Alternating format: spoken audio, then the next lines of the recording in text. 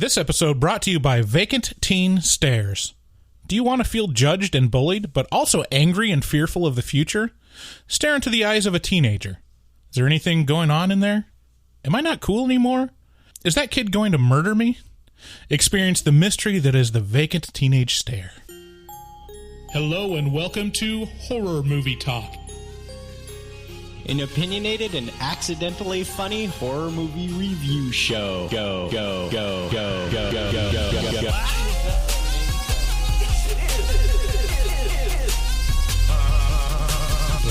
Took a stroll through the scraggly woods. He had no face! Horror! Sabrina, don't just stare at it, eat it.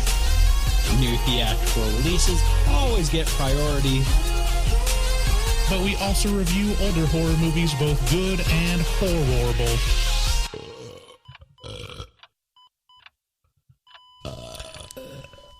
Wow, that didn't sound good. Oh! It's Horror Movie Talk! Whoa! Oh!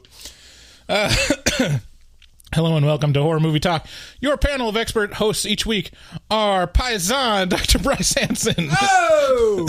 And I hold a PhD in spookology, and across from me sits Professor David Day, who is the foremost expert in scare oh-ohs. Can you mute my computer real quick? Oh, sorry, I did mute it. You can go ahead no, now. mute it. Mute it. Mute it. I gotta Okay. plug in. Okay, unmute it. There you go. New theatrical releases always get priority, but we also review older horror movies, both good and horrible. Today we've got a great show. We're doing the patron pick for January. Whenever this gets released, it might not be January, but if you're a patron, you could listen to this. You listened to this months ago. We'll be reviewing The Strangers. Yes. 2008? 2008. Yeah. Yeah, fabulous movie. Mm-hmm. This has been a strong favorite of mine for a long, long time. Yeah, it's in this subcategory of just truly dreadful nihilistic horror movies. Yeah. Where it's like, ooh, that makes me feel not good now. This is the best kind of slasher. Yeah. Real feeling. The day ruiner slashers. Okay, cool thing you might not know about Horror Movie Talk is we have the very best community of any podcast you've ever listened to. Go check us out.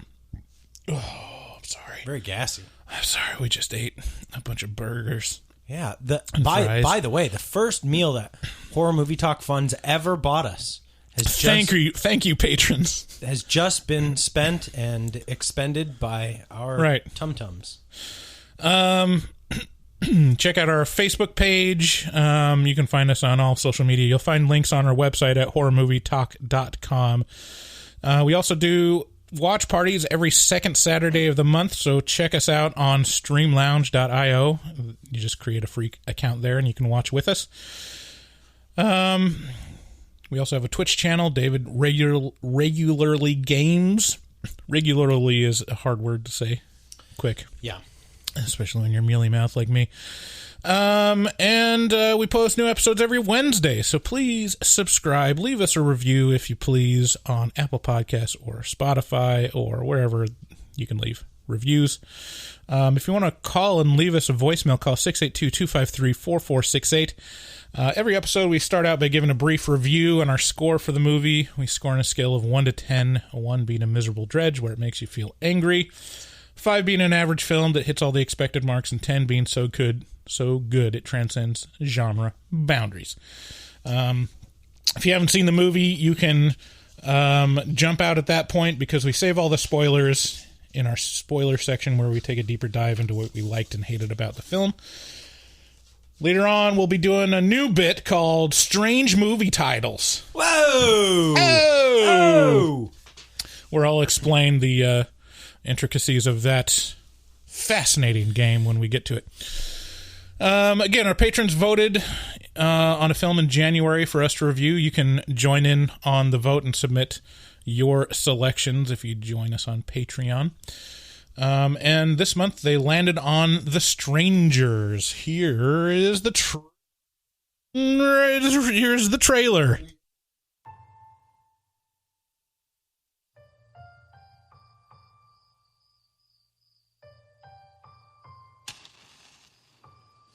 I just want to tell you something. What do you want to tell me?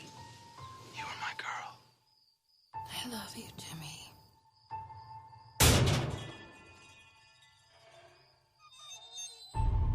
What is that?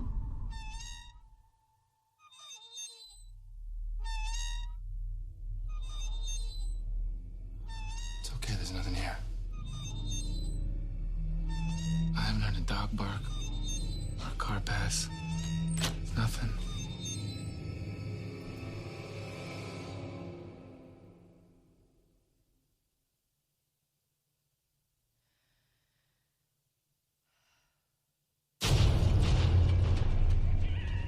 There's someone out there.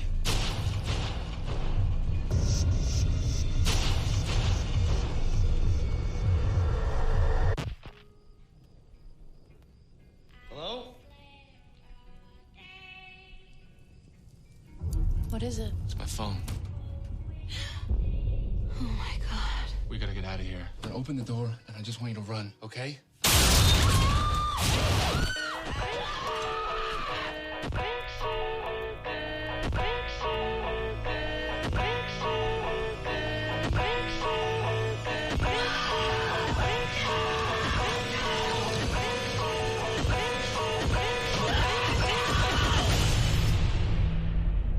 Why are you doing this to us? Because you were home.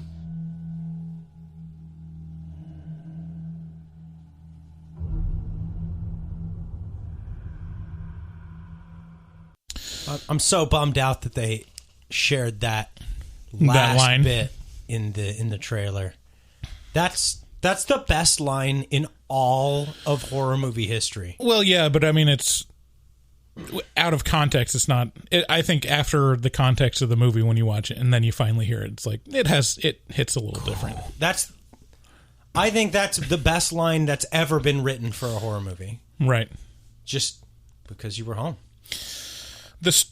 Wow, could you hear my gurgling when I breathed in? No, not at all. Oh! So for those of you who are not familiar, David has been watching The Sopranos recently. and I brought up to Bryce that I love anytime something like impressive happens or someone gets burnt real bad on The Sopranos, there's this chorus of "Oh, whoa, oh," and we found a like an 8-minute long compilation of all the ohs in The Sopranos. Yeah, the best one are when there's like a social infraction or someone goes over the line in a group of people and the entire room just goes, "Oh!" The Sopranos! You can check it out on HBO Max. The Strangers can be found available for rent at the usual places. A young couple comes home late after a friend's wedding. Kristen, played by Liv Tyler, and James, played by actor and or speed racer villain Scott Speedman. The fastest Scott there ever was. Appear distraught despite the obvious preparations for a romantic evening at home. We learn that their evening has been ruined by a failed proposal, and they awkwardly work their way through the fallout. In the midst of their relationship turmoil, in the middle of the night, they receive a strange visitor looking for Tamara, or Tamara. She goes by both. Tamara! They turn the teen girl away, but soon she returns. Eventually, more strangers in masks show up and torment the young couple with increasingly strange behavior. It's true. The Strangers is in a group of super nihilistic horror films that use lack of motive, message, and pretense to their advantage. The dread felt in this movie is strong and is caused by the confusion and hopelessness of the protagonist's situation. The other feature of the story is that it's believable. The opening credits even state that it is based on true events. Those true events being mainly that murderers exist, and sometimes they target complete strangers for no reason. True. The film reminds me of the original Last House on the Left, which we just reviewed for a pretentious review. Patreon-only review. And Funny Games, which I also watched recently. Mostly because they will all completely ruin your night. Yeah. It's the common thread between all of them. Yeah. This film is well crafted, and the suspense and tension is expertly increased over time. It's a very simple and uncomplicated premise delivered in a tight hour and 30 minutes. The ending is a gut punch and will stick with you for a while. This is my second time watching it. For some reason, it didn't hit me as hard as the first time, probably just because I've watched those other two movies now. And I think we've got to review Funny Games eventually, because that one is like an even more disturbing version of this. Oh, really? I think. Interesting. I give this one a score of 8 out of 10.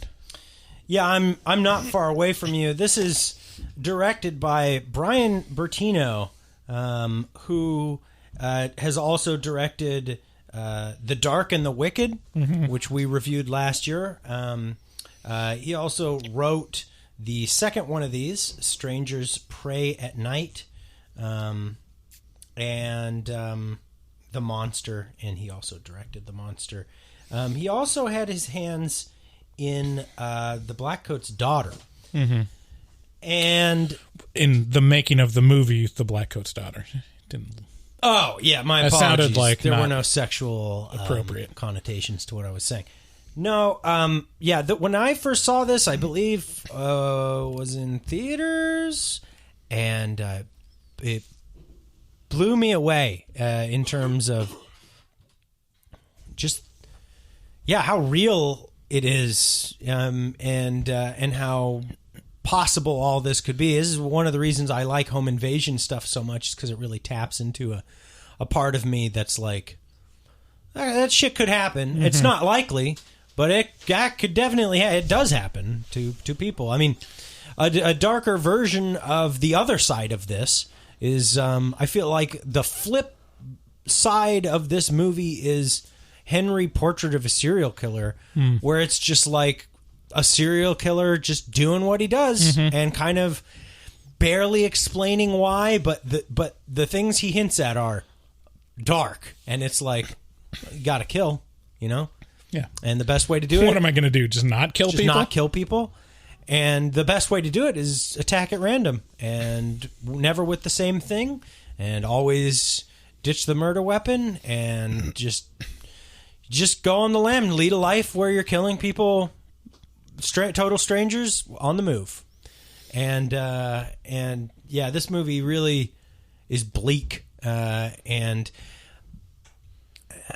Liv Tyler is like chef's kiss. I miss her. I wish she was in a fuckload of other stuff. She's one of my very favorite actresses, right up there with Jennifer Connelly. And you put them side by side, and you kind of see my type, and you go, "Oh yeah, that's." But Liv Tyler in this is stunning rays of beauty, and I love her, and I want her to Liv. If you're listening, please introduce me to your dad. We need to be famous. So yeah, I mean, this is. I won't go crazy and say that this is a 10 out of 10. It's a pretty bare bones movie. I don't think it transcends the horror genre. This is my favorite version of a slasher that has ever existed. This is more than Scream. Oh my god, this is a better slasher for my money than any other slasher. Because it feels very plausible to me. That's a lot of people say, like, Michael Myers, that shit could happen, dude. And I go, okay. But this feels strangely close to home. So I'm going with a 9 on this one. This one, I really enjoy this one a lot. And I need to watch the second one. Yeah, I need to watch it too. I did really like this one, and I'm surprised I haven't watched the second one yet. Yeah, how long ago second one did you came watch out it? 2018. 2018 was the second one, but I mean, I watched this since we started the podcast, so within the last 3.5 years. Gotcha. Yeah. How did it strike you that first time? I loved it. It was great. Just like, whoa. Yeah. Oh! I kind of saw. I kind of knew what it was going to be before I watched it, but I was just impressed at how well they did it. Yeah. You know? And there was kind of, at the time, there seemed a lot of, like, these types of movies of... But done not so well. Yeah. Like what's that one where there's one night out of the year? The Purge. The Purge. The Strangers. Funny Games is very similar. Hush, I thought was going to be another one of these where it's like, okay, another mask guy, home invasion. They all have their different flavors though, yeah. And they look like they're the same, but they're not. Right. Just the different spices and tastes of the horror genre. Speaking of spices and tastes, Bryce, I got to tell you, normally when we do these long days, I'm fucking dead by now. Like I'm dead. But this thing where we eat food. It's pretty good. Something about it's working for me. Pretty good. I feel pep. I feel like my blood sugar is at a normal spot. Yeah. I could go for a while. Me too. We'll have to do this again sometime. Yeah. Okay. Oh. Well, if you want a 10 out of 10 experience in shopping for t-shirts, go to nightchannels.com. Good transition. Nightchannels.com is a longtime sponsor that we really appreciate, and they have all of the best t-shirts and hoodies around horror, occult, rock and roll. What else have they got? Alternative music. Yeah, music, occult, Satanism. Cool stuff. Well, a bunch of cool shit. And they're designs that you're not going to see anywhere else. So really, all we have to ask you to do is take the Night Channels challenge. Go to nightchannels.com and just browse, because you're going to find something that you want that you're not going to find anywhere else. And then use code HMT at checkout to get 13% off. That's code HMT at nightchannels.com. If you're listening to these commercials and you don't want to, there is a way that you can listen to a commercial-free version of Horror Movie Talk. That's if you subscribe to our Patreon at the $6.66 level. $6.66. Oh, yeah. Sorry. So check us out there, and there's a lot of other exclusive content. We have another podcast called The Afterpod where we just leave the mics running and talk to each other so you can get to know us a little better, you know, whether you like it or not. And then we've got our shop at horrormovietalk.com/shop. We've got our logo tees, and we're getting a new infusion of stickers. Oh, baby. New merch is coming there quickly. Soon. I mean, maybe probably already there. This episode, who knows when it hits. But a big announcement we have that we want to promote, especially to locals around the Portland metro area or the Pacific Northwest. We're going to do some live shows, live screenings. I'm so nervous. I'm so nervous, Bryce. Oh, my gosh. I remember I told you that, like, oh, you're going to freak out. And you're like, this is not what I need to hear, Bryce. Yeah, why would you do that? Please don't tell me what I'm going to do. But we've got a series of 4 films that we're going to screen at the local Kiggins Theater, historic Kiggins Theater in downtown Vancouver, Washington, just over the river from Portland, Oregon.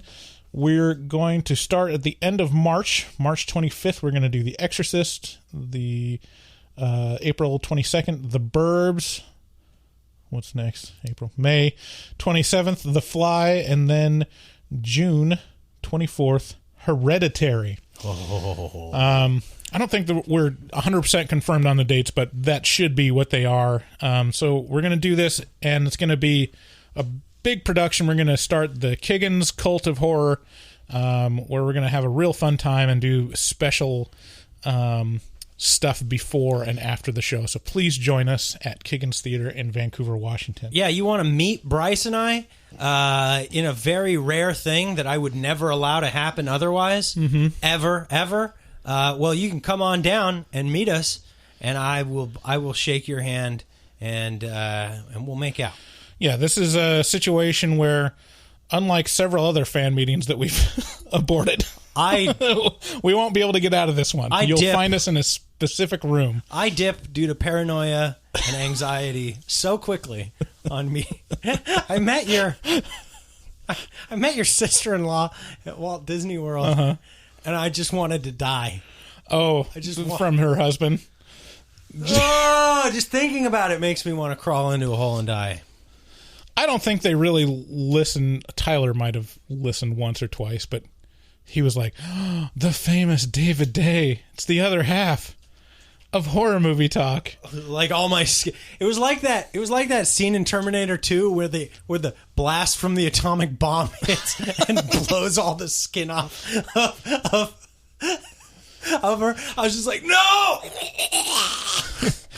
And then the skeleton just gets puffed into dust. Right. I was just like, no, I want to die. Well, it's going to be like that at Kiggins Theater in Vancouver, Washington. Come witness the apocalypse of David.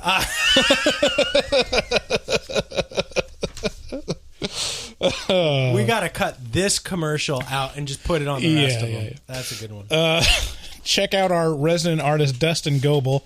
He's a professional artist who fucks hard. He also takes commissions for artwork. He says that he's filled up and that he doesn't have time for commissions. But like we said in our previous episode, if you bully him, just bully him into taking your money, he'll probably do it. Yeah, offer him more. Just be like, ugh, Dustin. When are you going to do, Dustin? Not paint for me? Hey, dgoebel00 on Instagram.com.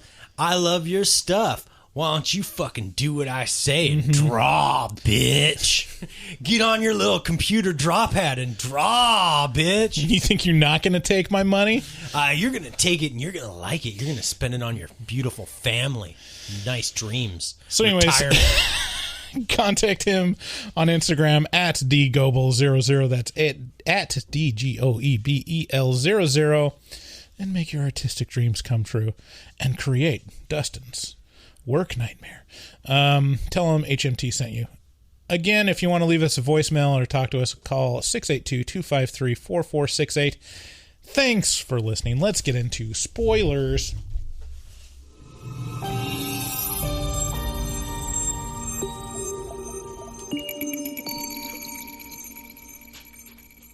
Bing.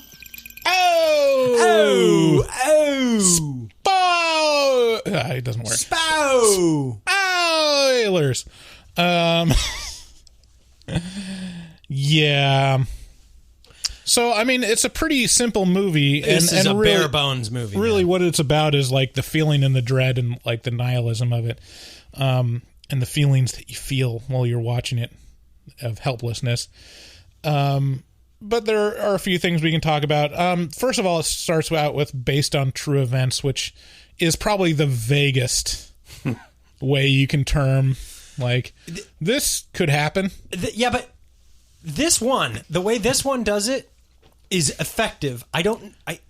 So much of this movie has to do with really good aesthetic choices, really good color palette, really good lighting palette, just a real quiet score that's not, I was thinking, because we had just seen Scream 2022 before watching this, and then you juxtapose it. That's the total opposite end of the spectrum in terms of slashers compared to this. You have all these overlit scenes. You have all these big violin kind of screeches to build your... And this is all understated. Everything about this is quiet. You hear crickets. You see a shadow move. It's all, you don't see the killer if most of the time. A lot of the time it's just noises that they're making or... Yeah, it's very intimate. It happens on one night. It's really like just several hours. Yeah. I mean, it says it starts at 4 a.m. Yeah. So this is really like 4 or 5 hours before the sun rises. It could be just 2 hours, but all of that to say, that even bleeds over, that good, all these good decisions bleed over even into this dumb little blip at the start that says true story. The way it's set, for some reason, hits a little bit different than the way others are set. And the fact that it's read out loud. Maybe that's it. I think that feels more of like a Unsolved Mysteries type of situation where you're like, oh, this is a documentary. Right. Yeah. Yeah, they tap into something with that intro that's It's like a warning that you'd get before a TV show. It's like, this is real shit, so Yeah. don't let your kids watch it. we try to be respectful of the victims and their families. And it's like, shit. I think on IMDb, there's no specific story that it's referencing. There's a couple theories of what it could be referring to. I think the screenwriter said that it was inspired by a home invasion when he was younger. Like someone broke into his house and stole stuff. But I don't think, they were wearing masks and killed his parents. I mean, that's the mask part is the most believable part. People wear masks to commit crimes all the fucking time. Right. That's the thing. And then there was another one where there's this like these murders at some resort cabin or something where this family is having vacation and they just wake up the next morning, the parents are dead, and the son that was at another person's place comes back and just sees him murdered. Yeah. And it was never solved. Yeah.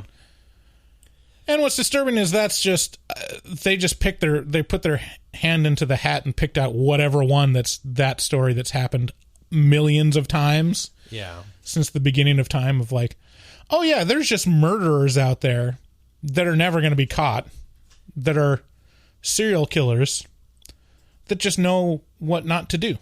Like the only serial killers we know are the ones that are bad at it and make it easy for cops to catch. It's not easy. This is the thing that I think there's a misconception in the way the way society generally thinks about killers, which is you know who they are.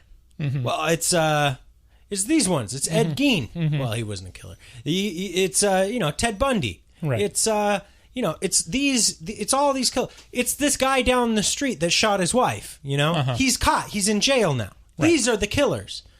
But what that fails to comprehend, and this is going to be a Sopranos heavy episode, is the Sopranos exist too, where they just fucking kill people and they leave them on the street, and it's hard to suss out what the motive was, so it's hard to find the person, and they just live to tell the tale, and they're not telling. Yeah, I mean, you watch like a Columbo episode, and it's like, oh yes, they like used bleach and they cleaned up everything. It's like, oh, if they didn't leave their hat pin at the scene of the crime, they would have never been caught. Right.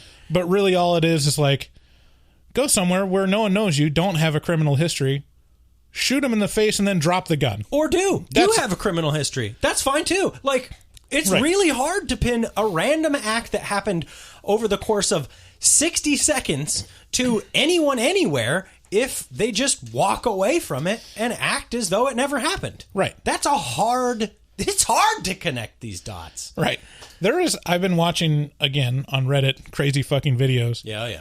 There's been an influx of like shooting videos where it's in public. Mm-hmm. It's like there's one that was like at a bar and someone just walks up to someone and shoots him in the head and then just walks away. And it's one of those things where you're like, oh, we're just a bunch of monkeys, because the reaction from the crowd is like, loud noise. What was that? They look around and they see someone dead and someone walking away, and no one reacts at all for like a good 5 Mississippi. By then the guy's gone, and then they're like, oh, we should run away now. So everyone scatters. And you're like, oh, it's super easy to murder people if you just do it with purpose, Yeah. First of all, I don't appreciate you comparing me to a monkey. Second of all, no, you're absolutely right. Yeah, it's crazy how quick things happen and how bad you are at keeping up with it.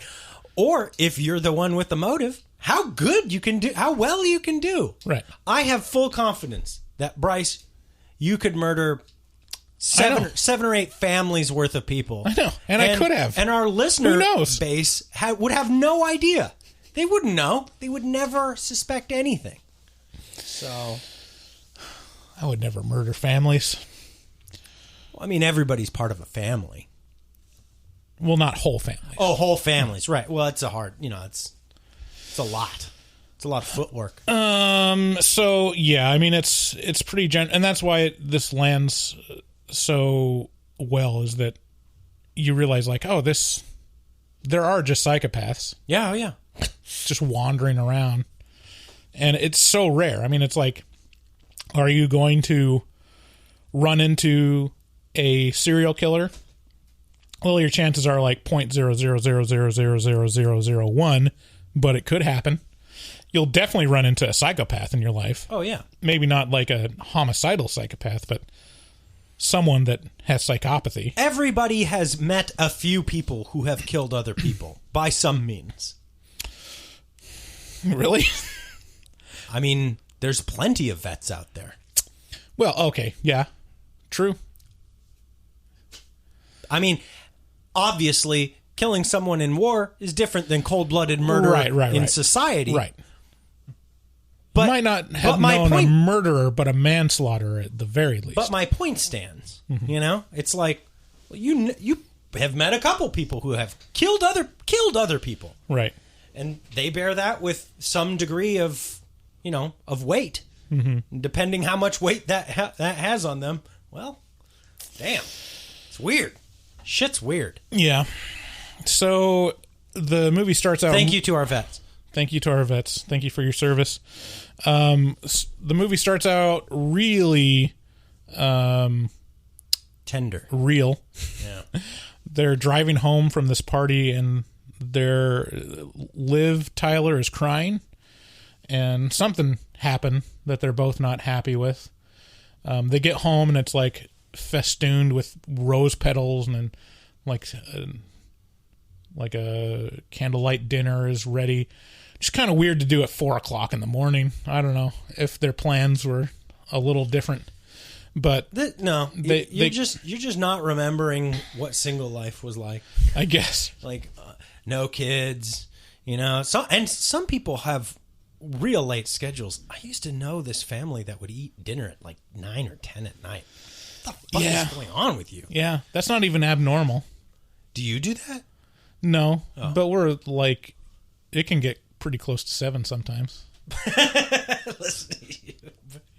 No, but you'd be surprised how close we come to 7 some nights. It's pretty crazy over here at the Hanson residence. So they go and you find out pretty quick that the reason why they're sad is a failed proposal, that he proposed to her and she said no. Okay. At a wedding. This is amateur hour with this. This is the first, this will be what the majority of what we talk about is this failed proposal. Number one, they're living with each other. They're fucking. Hell yeah. And she says no. Uh-huh.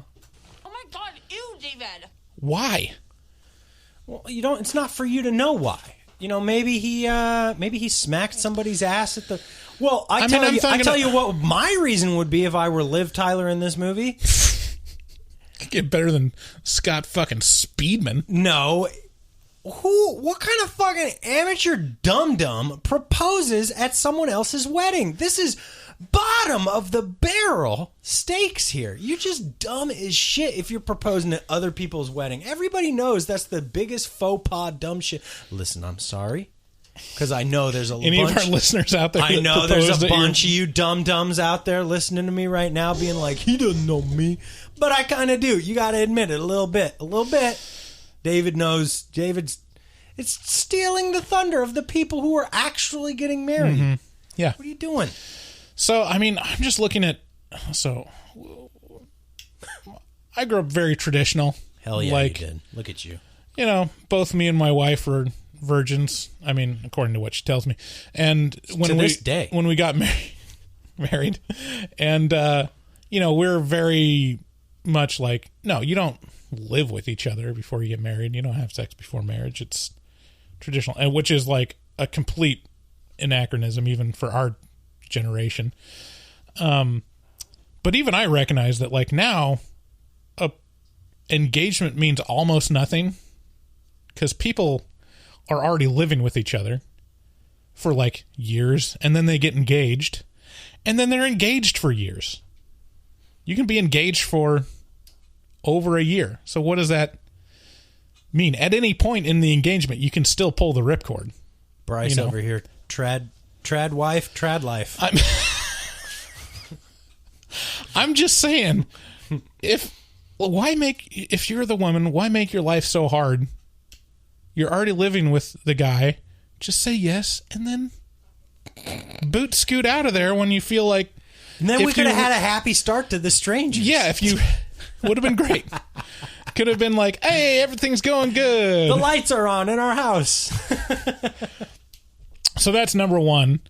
What was the other thing? The length of engagements, and then the fact that... oh, yeah. Also, the other thing, more in line with your comment, is who asks to be married? Who asks for someone's hand in marriage without knowing what the answer is? Well, I mean, it happens a lot. If you don't know the answer, don't ask. Like, that's not how it works. Oh, this is a good PSA, actually. I feel like a lot of people do it. Okay, listen, we just been to Disney World. You've seen how many fucking stupid people there are out there. I mean, just so dumb. So dumb. Some people don't have the capacity to know, Bryce. They think they know. I think Scott Speedman is just a little slow on the uptake. It's just like, this is going to be great. He thought it was going off. He had rose petals and everything planned. He had a fucking... I don't even understand the balls on someone that would buy an engagement ring without the wife picking it. Well, look, here's the thing, though, man. I did that. Like, look, it's all... If you really take two steps back from engagement and the ceremony therein, and look at it for what it is, it's all a big fucking bribe. It's like, please just do it. I bought you a ring that's worth 3 months of my work. And it's beautiful, and you get to have it. Just have it. It's just yours. It doesn't do anything. It does not do any... It doesn't turn into a cool 007 Lego car or anything like that. It just sits on your hand. Just say yes. Just do it. Yeah. Come on. Just promise me that someday you'll marry me. Like, there's nothing else you have to... You don't even have to marry. You just have to say okay. I'll even get down on one knee. Bitch, I'm begging you.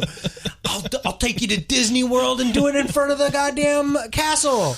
You know, I'll do all these things. Please don't say no. It's all a big thing to not say... Don't say no. Right. If you're Liv Tyler, you probably say no a few times. Right. You know? Unless it's like... Okay, I'm trying to think like a woman. Good luck. Third.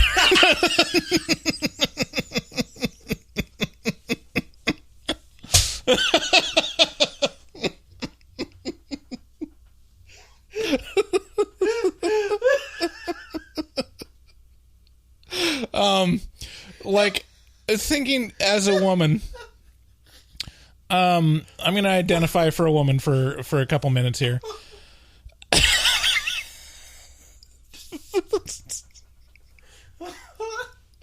The situation in which I feel like you are excused from... It'd be okay to absolutely say no is like, this guy truly sprung it on you. It's like out of nowhere, and you have shown no indication that you're into him that much. Or like it's super early in the relationship, or or you've like said specifically you don't want that.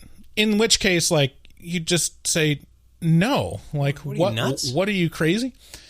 Any other situation where you've dated for a while, you like the person, they like you, commit to a lifetime of enslavement. Just say yes in the moment. Just like what? You can. Again, an engagement is just an engagement. You're not actually married yet. You can say... It's so much worse to say yes and then later be like, nah. Is it? Okay, Okay, well, there's an aspect of here's this the that's a thing. good point. There's an aspect of this that's a good point, and that is, it's unfair if you're a guy and you're springing it on a girl. You're forcing a situation upon, like, she's having a good day. She Right. she just had a shake from McDonald's. She's feeling pretty good. Got that sugar high going. And then you come at her with something fucking heavy, like, will you marry me? And now she's got to say yes so as not to, like, ruin the shit. It's like, that's fucking stupid, too. Like, hey, dude, like, I was having a good day. You got to spring life-changing events on me out of nowhere? That's not fair either, Right. so I get it. So here's your two choices. Say you're not quite sure that you really want to commit your life to this person, but you're dating. You guys are into each other. Like, it's going okay. Okay, that's the situation you're in. Choice one.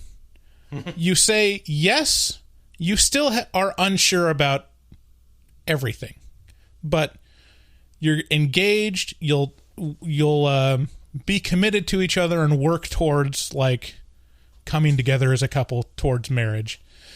And if it doesn't work out, you can bail. You can always say, you know what, I made a mistake. I don't think we should get married. Mm-hmm. That's choice one. Choice two is you say no and continue to have a relationship Until you say yes later. How Or no again. How painful and awkward is that for your relationship for at least like a couple months?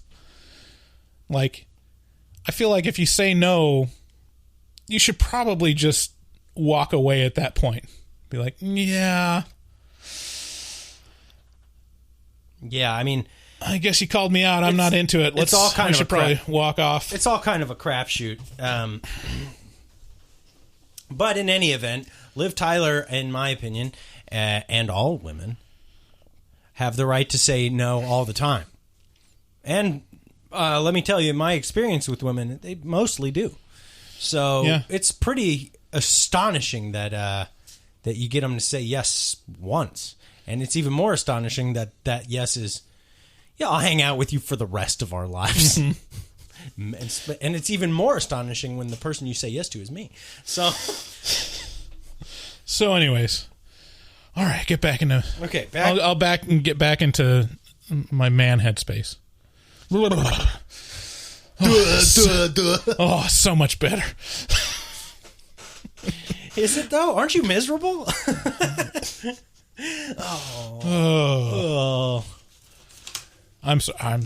We get accused of being misogynistic sometimes. You do. And I just don't see it. What was I going to say? Going to say something about the strangers. Oh, this is off to the side. We were talking on the last episode about neurodivergent people, and you were talking about how Well, dumb... you say last episode, but we were talking on the Scream episode. on the Scream episode. And then you mentioned Disney World and seeing the vast swaths of stupid people. Yeah. And then... But neurodivergent doesn't mean stupid. It means different. Sure. But the question is, like, what's neurotypical? What does that actually mean? This is what I keep coming back to this with this thing is like, there is nobody that's normal. Right. So I would say there is an average of, like, all traits and attributes of humanity, right? Yeah. I want to see the most typical guy. Imagine being that person, like the peak of the bell curve in every possible way. Yeah. The Just most normal. Just average intelligence. The spokesperson for normality. You have like you just have kind of an ambiguous, like exceptional job. You have a beige 2001 Toyota Camry. You have like a small family that's of average intelligence and capabilities. Yeah. And you're just not satisfied or dissatisfied with your life enough to self-reflect. Oh, this is weird. I don't like this. Like, is that what you want to be? Oh, no, I don't like it at all. I'd rather be broken. Hell yeah. Broke is way better. Like, and what does broke even mean? Right. There's a certain level of, if you're neurodivergent, there's a certain level of being cursed Like, I have to deal with this. I'm separate from humanity because I'm different in these ways. But it's also just as much of a curse to be average. Oh, yay, David! Yay! We've done it. We've solved the othering of humanity. Okay, so, yeah. So then they get stabbing. So then they begin fucking, and then I'm just really confused, because, like, okay. Which is it, bitch? What world is this where you can say no to a proposal, and then both of you are like, all right, let's get down to fucking. Dude, Liv Tyler's long legs. Oof, those things went all the way to the ground, baby. Woo! Oh! Sorry. I like her personality. Yeah, me too. Man, she's got, like, the softest spoken voice.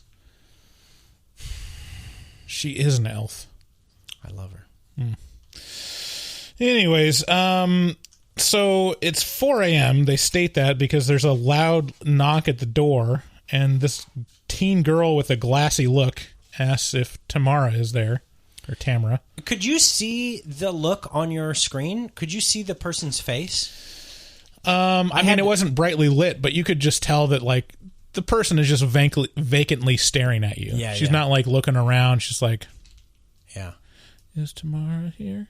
Like, you can fill in the blanks about what you can't see. No, I just wanted to check because I had to watch this on my phone. And then they say, no, sorry. And then pretty soon, I think this is after, what's his name? Scott Speedman leaves. Speedman is a awesome last name.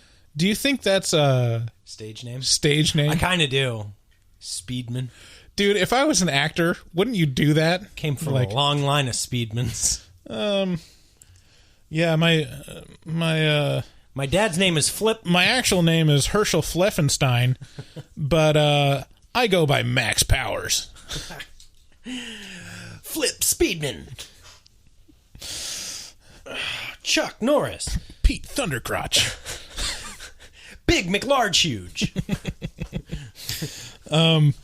So anyway, Scott Speedman speeds away to get her cigarettes, and she's alone, and then there's a loud knock, and it's the same girl. Uh-huh. Like, what the What the fuck? And now she's asking for somebody different. No, she was asked for the same person. Slab. Hang on. Actually, I think it might be a different girl, actually. Was it the same girl? I think it was the same girl. Yeah, Asking I for the think same it was the person. same girl. But hey, I'm going to go down a list of fun names, okay? Here we go. Okay. Here it comes. Bulkhead. Fridge, large meats. Punt, speed chunk. Butch deadlift. Bold big flank. Splint, chest hair. Flint, iron stag. Bolt Vanderhuge. Thick, McRun fast. We put our faith in blast hard cheese. Buff drink lots. Oh, slab. Oh, hunk. Oh, flink. Buff drink lots. Let's get out there, kick some ass! Trunk, slam chest. Fist rock bone. Stump, beef knob. Smash, lamp jaw. Punch rock groin. Buck, plank chest. Stump chunkman. Dirk, hard peck. Rip, steak, Stump Chunkman. face. Flame slab rock. Crud, bone meal. Rip slag cheek. Punch, side iron. Gristle, McThornbody. Slake fist crunch. Buff, hardback. Bob Johnson. Last thick neck. Crunch butt stick. Bob Johnson. Oh, wait. Oh God. I'm gonna pass out. If you haven't seen Mystery Science Theater doing Space Mutiny, you gotta. Yeah. It's the best. Oh man. Bob Johnson. We have fun. We have fun here. We're mostly funny when we play other people's funny clips. Yeah, that's the best part. Is when we get to be funny by virtue of knowing other funny people. Mm-hmm. Of other funny people. Right. Okay, so the girl comes back, and this is another movie where it feels like everyone's making the right moves.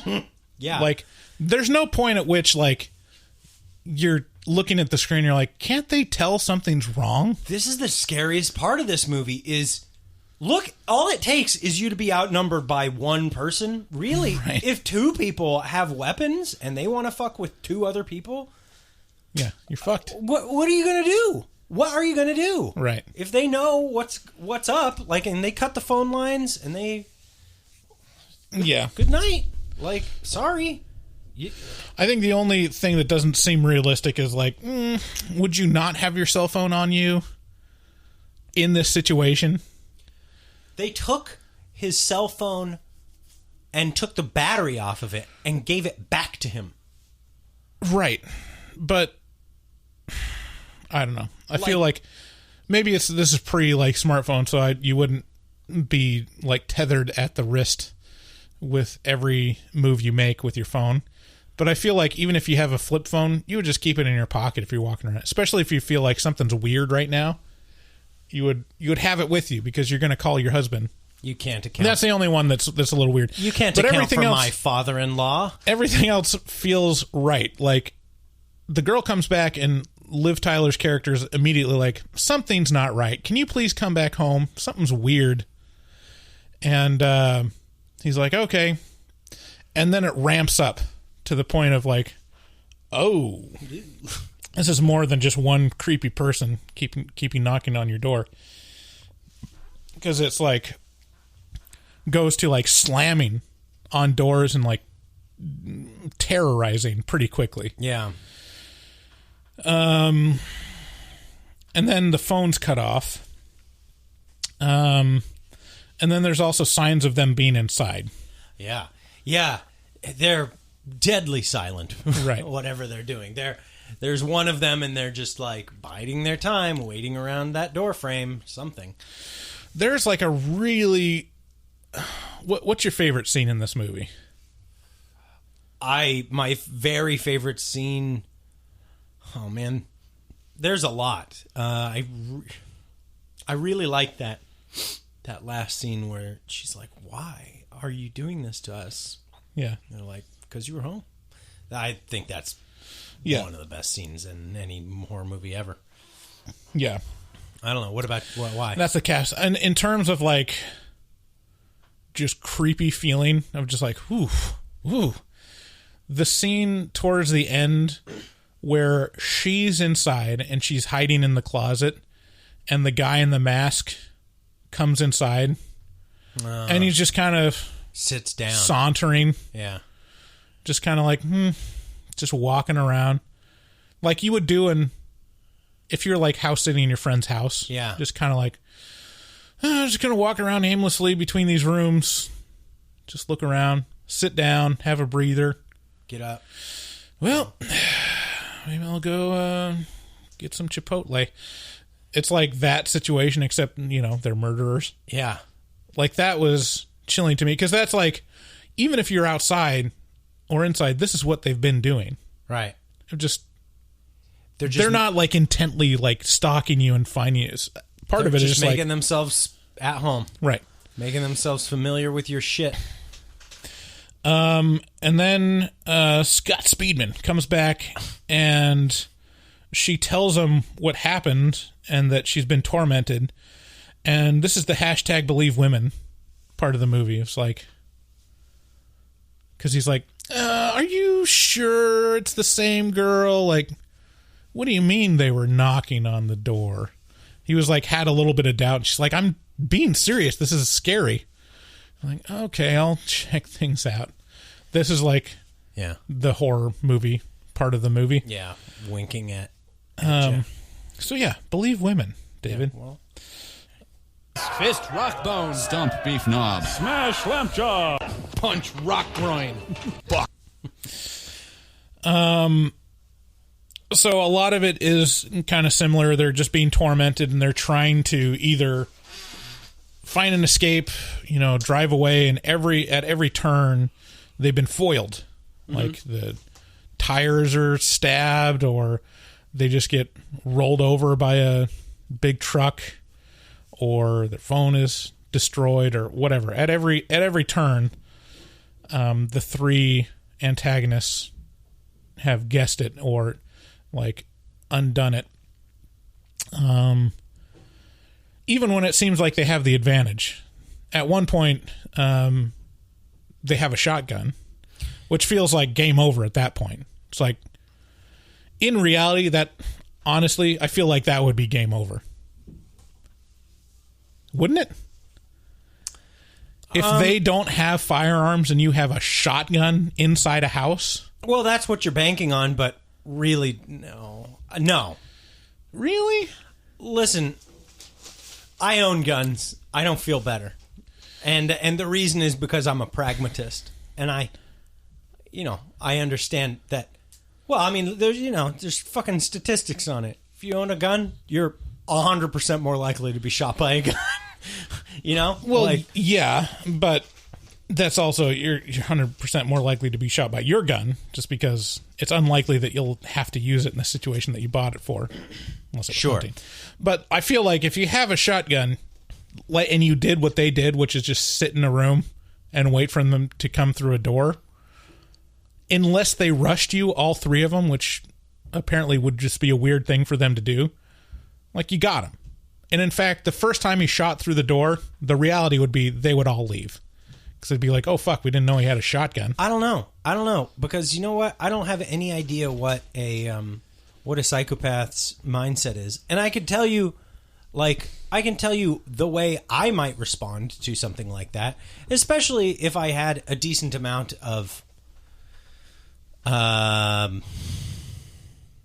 hatred in me. Mm-hmm. Which is like, he's not going to come out of there. Let him fucking tire himself out. I'm just sitting there.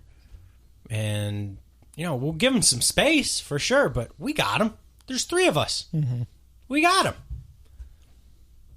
Like, there's all kinds of fucking... I mean, and these guys are just loving the mind games aspect of this whole thing. And that's what they do. They let him sit in that fucking closet. And the way the movie gets around it is his friend shows up. Dennis.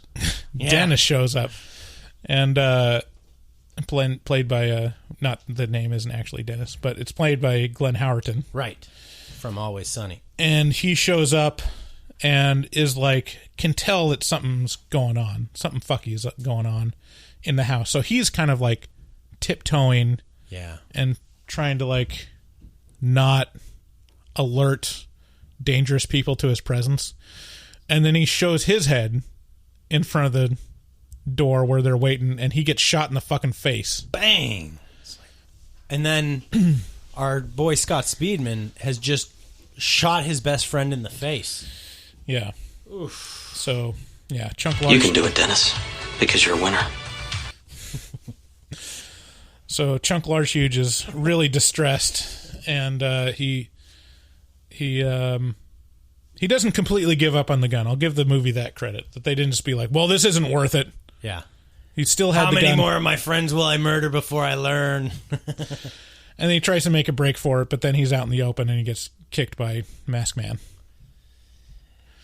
And also to the movie's credit, that they didn't pick up the shotgun. Right. They also didn't want to use it because it's funner to torment and stab people, apparently. Why'd you do it, man? Because you were home? It's like, that's the ultimate just knife in your back. Just like, oh, no. Oh, no. There is no bargaining with these people. They are here for this. Ugh. Yeah. They're neurodivergent. Right. Yes. You got to be careful with those people. They're always...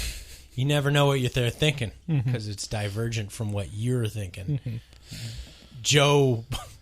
What was his name? Bo Johnson. Bob Johnson. Bob Johnson. So, yeah, the ending, we can just talk about the ending. It's just super nihilistic, and like you said, because you're home. And then they just kind of slowly stab him to death. And that's it. The end. And then it shows that Liv Tyler is like still alive at the end. But that's all they give you. She scares Mormon boy number 1 and number 2. Yeah. which I was like, I don't know. As a former Mormon missionary, I feel like if you're going to do it right. Like, they're not kids. They're not like 14-year-olds. Right. That was a little bit off-putting. It was like, how old are the Mormons that come by your house? I don't know. The other day, this one showed up. It looked like he was 14. Like 12? I don't know. How old is that? Is a missionary? 7. Yeah. And as a religiously divergent person, like, it was deeply offensive to me that they didn't get that right. Well, I mean, this is a world of offensive stuff. You're going to have to grow thicker skin. But yeah, I feel like it would have been just as effective if they did use, like, 19-year-old guys with name tags coming up. They're like, hey, anyone home? It's dangerous. Death.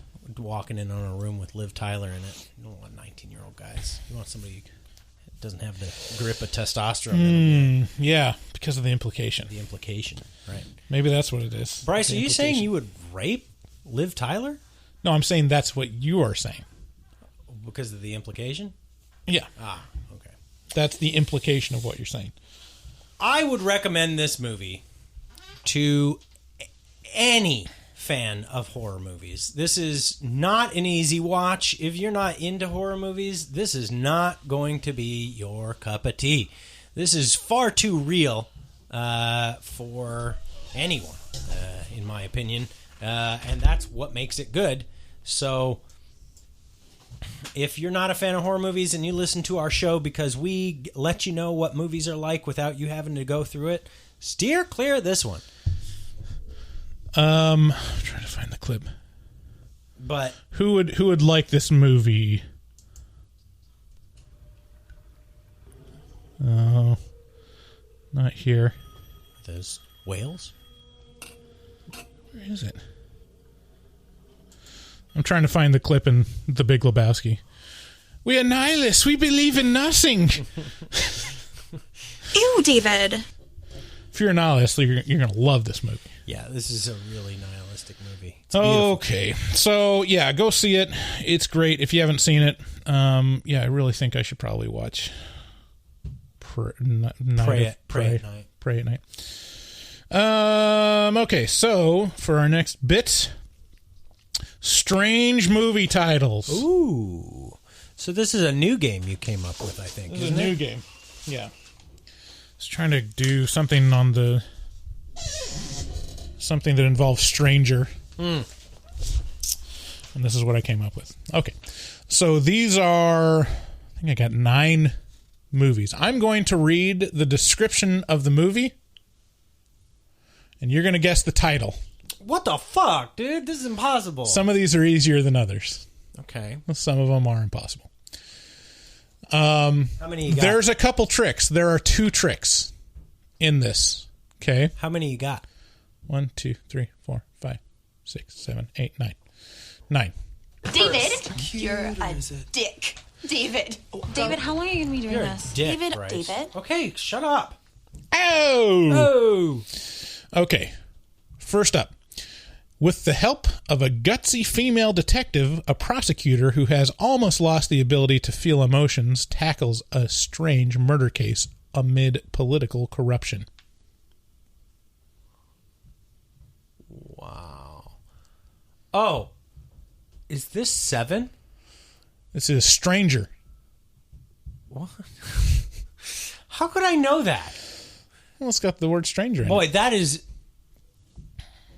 No, I guess he's not a prosecutor. When a young boy disappears, his mother, a police chief, and his friends must confront terrifying supernatural forces in order to get him back. This is a TV series on Netflix. TV series on Netflix. Stranger Things? Correct! Oh, wow. Stranger Things. So strange has to be in the title? Maybe? Oh, this is... Okay, this is where the... You're catching on. This is where the trick comes in. Okay, I get it. IRS auditor Harold Crick suddenly finds his mundane Chicago life to be the subject of narration only he can hear. Stranger Than Fiction. Correct. Number 4. After being told that their children never existed... Wait, 4? Oh, okay, yeah. After being told that their children never existed. A man and a woman soon discover there is a much bigger enemy at work. Starring Nicole Kidman. After being told that their children never existed, a man and a woman soon discover that there is a much bigger enemy at work. Enemy at work? Bigger than what? It. After being told that their children never existed. Sorry, it's not. It's Julianne Moore. That's who it is. Not Nicole Kidman. Oh, close. Oh man, I've seen this movie. I've seen this movie with Julianne Moore. I can't remember the name of it. I don't know. The Forgotten. The Forgotten. AKA The Stranger. Okay. All right, fair enough. Okay. I got two for 4. 2 for 4. Not bad. During their Christmas break, a group of sorority sisters are stalked by a stranger. During their Christmas break... Boy, this sounds a lot like Black Christmas 2019 or whatever it was. The original Black Christmas, a.k.a. Stranger in the House. Oh, do I get it? Yeah. Oh, okay, cool. Okay. Wow, I did good. Yeah, you're not doing bad. A psychopath forces a tennis star to comply with his theory that 2 strangers can get away with murder. This kind of sounds... For some reason, I immediately thought of What About Bob? Okay, say this again. A psychopath forces a tennis star to comply with his theory that 2 strangers can get away with murder. I don't know. I can't even think of a tennis-based movie. Strangers on a Train. Yeah, I wouldn't have got that. Yeah. During a babysitting gig, a high school student is harassed by an increasingly threatening prank caller.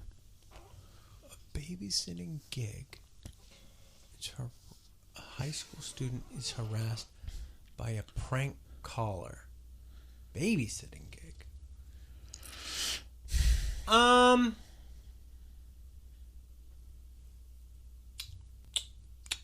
Give you a clue. It's heavily based on the caller part. Calling her. Strange calls. When a stranger calls. When a stranger calls. I'll give it to you. I don't deserve that one. While on a journey of physical and spiritual healing, a brilliant neurosurgeon is drawn into the world of the mystic arts. Okay, read it again. While on a journey of physical and spiritual healing, a brilliant neurosurgeon is drawn into the world of the mystic arts. Is this Doctor Strange? Correct. Doctor Strange. Wow. Okay, where are we? Were you tied up right now? I'm technically you gave me one, so 2, I'm at 5. 3. I have 5. Oh wow. Yeah, then you've won. Technically you've won. But I mean, you gave me one that I shouldn't have gotten. Okay, there's one last one. Okay, let's have it. 3 friends reconnect in a secluded mountain town after a long quarantine. While out for a hike, the trio stumble upon something dark and terrible in the deep woods. Read it again. I'm sorry. 3 friends reconnect in a secluded mountain town after a long quarantine. While out for a hike, the trio stumble upon something dark and terrible in the deep woods. I don't have any guess. Old Strangers. Okay. Wow. Well, I did all right. You did really good. Dang. I'm impressed. Just based on my bare bones knowledge of movies I've barely even seen. Mm-hmm. I should have done Pirates of the Caribbean on Stranger Tides. That should have been one of them, now that I think of it. I don't know what that is. Is that one of the Pirates of the Caribbean movie? Mm-hmm. Oh, okay. Yeah. So thank you so much for listening. Again, please share the podcast with a friend. Go to our website at horrormovietalk.com. There you can connect with us through all our social media links, read our blogs, and if you want to do us a favor, You can click through the Amazon button in the banner of our website. If you're going to buy anything on Amazon, we'll get a little taste of that. But really, the best way to support us directly is to become a patron, where you can vote on movies like this if you're at the appropriate level. Special thanks to our patrons that voted for this. We got a couple new patrons we should mention. This is the wrong episode to do it. Yeah, we'll mention it later. We still love you, though. Thanks again. Give us a call at 682-253-4468 to leave us a voicemail. Looking forward to those shows at Kiggin, so if you're local, please plan on attending all of them. Yes, because we need you, and we want to meet you, say hi, shoot the shit, maybe grab a beer afterwards. Okay, everyone, we'll see ya on the flippity flop. Bye-bye. Bye. Looking for a podcast full of burps and gas, perverted cast, skinny and fat? Look no further. Horror Movie Talk is accidentally funny, begs to donate money, fake sponsors for dummies, and so much more. New episodes every hump day. They'll pickle your dickle for foreplay. Patreon members have it your way. Vote for a movie every month for the review. Chompa chompa, don't just stare at it, eat it like a taco. Put your tongue through the phone, hoodie, Picasso. Look at them hot kids, swear not a pedo. Got me too'd with Cosby eating jello. Pudding Pops done gave Bryce flatulence. Drain addict Dave doesn't give a shit. 1 through 10, is it horrible or excellent? Oil me up, daddy, is dinner Robinson. Kiss, Bryce Hansen. Look at them hot kids, Chris Henson. Masturbate with a crucifix, exorcist. Face huggers, chest bursters, alien. Linda Blair peed on Sigourney Weaver. I know it's true, cause it came from social media. Patrick Bateman can't understand you. Stab you to death for rotten apple reviews. Opinionated podcaster with a doctorate. Spookology, doctor of philosophy. Bad gastritis, need colostomy. Turn Patreons into human centipedes. David Doobie Day, scare him, no expert. And Goble fucks hard, professional sexpert. Afterpods, taglines, and porno flicks. American Psycho, them guys pretty sick. Chompa chompa, don't just stare at it, eat it like a taco. Put your tongue through the phone, hoodie, Picasso. Look at them hot kids, swear not a pedo. Got me too'd with Cosby eating jello. Pudding Pops done gave Bryce flatulence. Drain addict Dave doesn't give a shit. 1 through 10, is it horrible or excellent? Oil me up, daddy, is dinner Robinson. Nothing good happens in the woods. Always get more than you bargain for. Got a pickle to dickle, machines tickle bitties. Killer on the phone, ain't no Sharon Stone.